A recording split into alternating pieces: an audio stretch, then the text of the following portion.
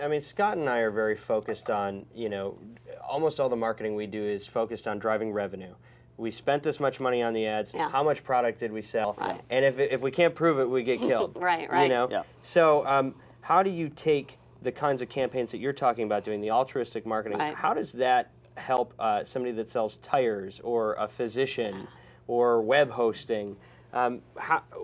Connect the dots for us. Sure. Let me give an example. So one of the clients we work with is First 5 California. Yeah. There, our job is to get families to eat nutritiously and to exercise regularly, not to smoke around children, and specifically focused on families with kids under the age of 5. Hey, Dan, 2 out of 3 ain't bad for you. Right. Are you guys okay? Yeah. So what we do in that case is we send out messages in the voice of children as to why they should do this behavior and talk about it in kind of a fun fashion. But what's really important is we follow it up with engagement in the community, because in order to get change, you have to change what we call the social norm. You have to make other people feel like it's a popular behavior. So as a small business owner, once you get the word out about your product or service, you've got to create a cadre of people who speak about it and talk about it in word of mouth, stimulate it. Social media is a great way to do that. Getting people to tweet about your product, getting people to use Yelp and things, sources of that sort, as well as using Facebook.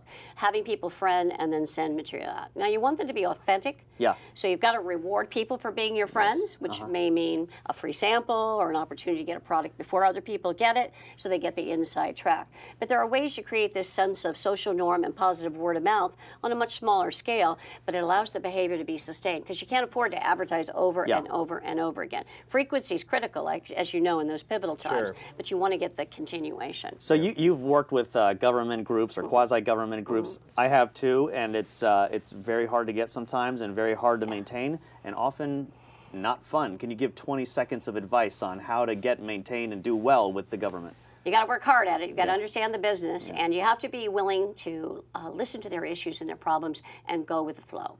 You can't be on your agenda, your time frame, and I would never recommend only getting government business, because they can be slow to pay. There's a lot of bureaucracy and paperwork. They're not very good with money. You want to have a balance. You want to have a balance, but you know what? You can feel good at the end of the day. I mean, I know that people bought CFLs because of our advertising.